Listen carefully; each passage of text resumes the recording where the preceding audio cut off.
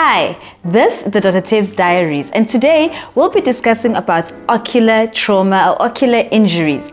So we had a wonderful session with Dr. Mbongi Mufugeng last week on Sunday, and it was an amazing episode. If you missed it, please go onto the Dr. Tebz Show YouTube channel and watch it. You will not regret it. You will thank me. So today I want us to cover three topics or three aspects. First and foremost, I want us to discuss about bottle injuries. Then we're headed into the New Year, festive season, Christmas season. So I want us to discuss about firecracker injuries.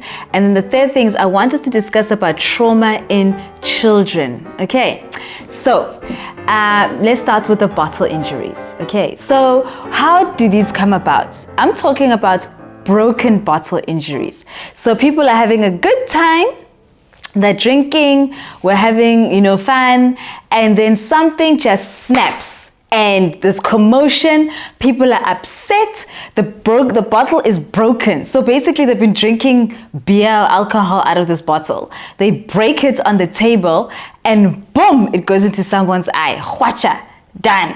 And it's the funniest thing, like people don't aim for the chest or the leg or the arm, they aim for the face because they really want to do damage. So everybody's aiming for the face.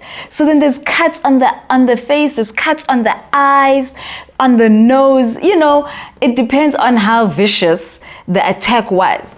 So then we have seen people losing their eyes where it's cut from one side to the other, all the jelly, everything in the eyes now come out, or the cut is so big that even if we stitch that eye and leave it in there, the vision will never come back. Imagine you are a bus driver. Imagine if you're a train driver. Basically, you're a person who needs both eyes to do your work. And now your eye is gone. You see, this is the problem. So when people get upset and angry, and I think this is the most unique thing about South African trauma, is that it's very person to person based. South African trauma, for some reason, it's like the person really wants to damage you, really wants to injure you, and it's a personal thing. It's one thing to be in a car accident where it's just, but this is something that is a personal, intention. It's meant to, to damage or to hurt. So that's a unique thing about South African trauma and injuries, is that it's made to hurt someone. So anyways, I just want to say that, what, guys, now it's December time, it's good time, we're all looking forward to having fun. Be responsible. If you see people fighting, Luena, you don't again. Like, don't go there. Don't be like, yeah, guys, stop. Because most of the time when people say stop, the person who stopping is the one who's getting injured. And then when you ask what happened, oh no, my cousin was fighting with this guy next door because this guy was hitting on our other girl cousin. And so I was trying to stop them. And then boom. It's stories like that. It's stuff we hear all the time. So yeah, guys, may we just, when we are having fun, may we do it responsibly, know when enough is enough and stop and be like, okay, and know when to walk away. Be man enough, be woman enough to be like, I don't need to fight this person. Let me walk away. Because at the end of the day, it's your eyes, it's your face that pays the price. That person is gone with their intact face.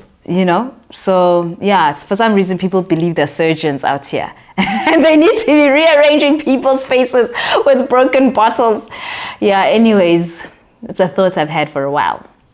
Okay, let's move on.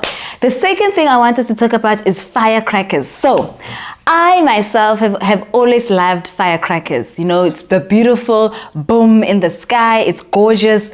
They really, make for a beautiful view when you're actually celebrating, something to behold. But I really believe that do not be handling firecrackers and don't let children handle firecrackers.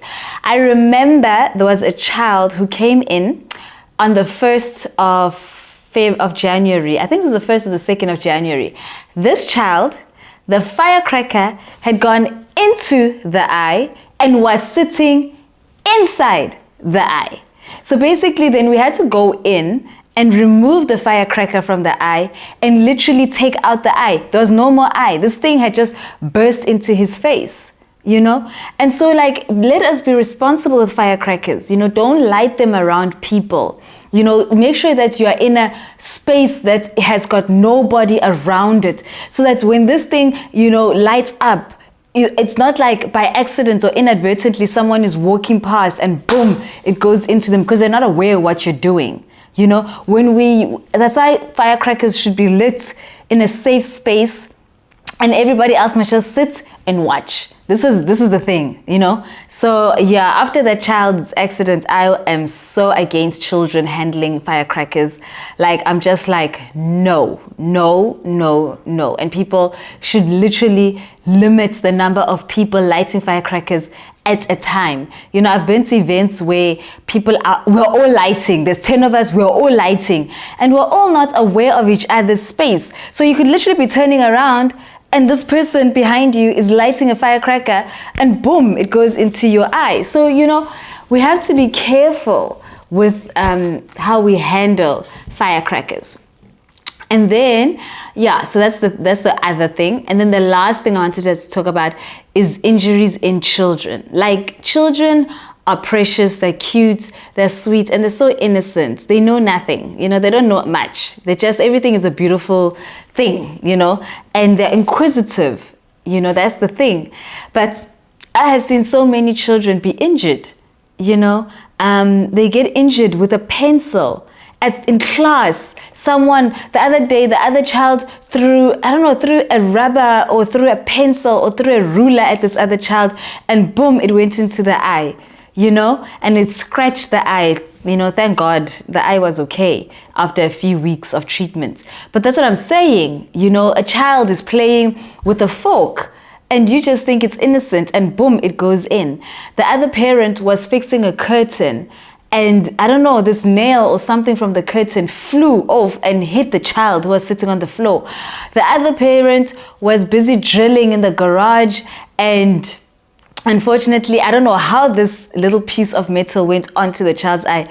Hey, we've seen things happening to children's eyes. Other kids are walking in the veldt or around, you know, and they go into wire injuries in and out, you know, and then they end up with cataracts, and we need to do cataract surgery and.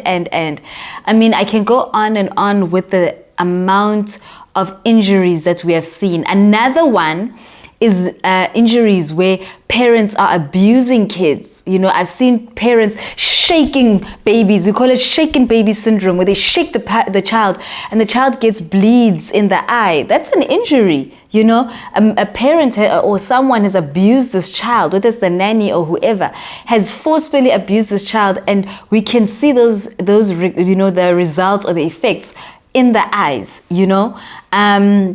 Yeah, so, here's another one. When a parent, the one partner wants to hit the other one, and then they use the baby as a shield. So they put this child up, and boom, instead of her getting or him getting injured, the baby gets in the way, and boom, the child gets injured, because they think the other partner will stop if they see the child, but it doesn't happen, and boom, the child gets injured. I mean, we have seen injuries in children. It is not funny. So the message that I want to put out here to everybody pertaining or concerning children is that be careful with your children. Watch over them. Watch them, what they're doing. Don't just let a child hold a fork and be like, no, they don't know how to handle it. They don't. Trust me, they do not. And I'm talking from a toddler who's sitting at 6 months all the way to a child of 2 years, 3 years. We have seen it. He was playing with a knife, he was playing with a spanner, boom, in the eye it goes. So don't assume they know how to handle those objects. Rather, take it away, give them a soft toy, a teddy bear, a dolly, something that is soft. Like, really, guys, really let us be careful with the kids, because it happens, as Dr. Mufokeng said, so fast. 1 minute the baby was fine, the next thing the child is sitting in front of me, the parents are upset, everybody is upset, you know. And the other thing is dog bites. Oh my goodness, I have seen so many children with dog bites. on the face, injuring the eye. What happened? The dog bit the child. Be careful with children and dogs as well, because children love putting their faces in a dog's face, and the dog gets irritated and bites the child. Other dogs, like pit bull dogs, are very dangerous. Oh, I've seen pit bulls at their best. Oh my goodness, those dogs are, yeah, they can do damage. I have seen it, So be careful of dogs, and kids. Just monitor it, be around, watch them. If they keep irritating the dog, tell them no, move them away from the dog. No, the dog is not happy, move away from that dog. Okay, so yeah guys, may we all be very careful in December. May we really protect our eyes. May we just avoid unnecessary altercations and fights.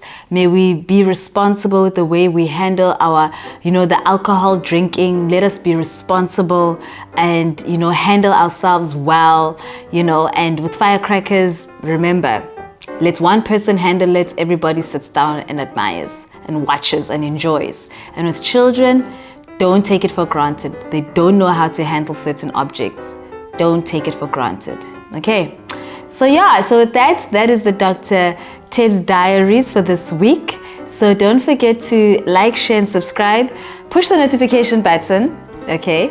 And also don't forget to subscribe, to like and follow on Facebook and on Instagram on the Dr. Tebz or Dr. Tebz Show. So yeah, so until Sunday, when I see you again, be blessed, and remember, take care of yourself, take care of each other, and remember, your health is in your hands. God bless.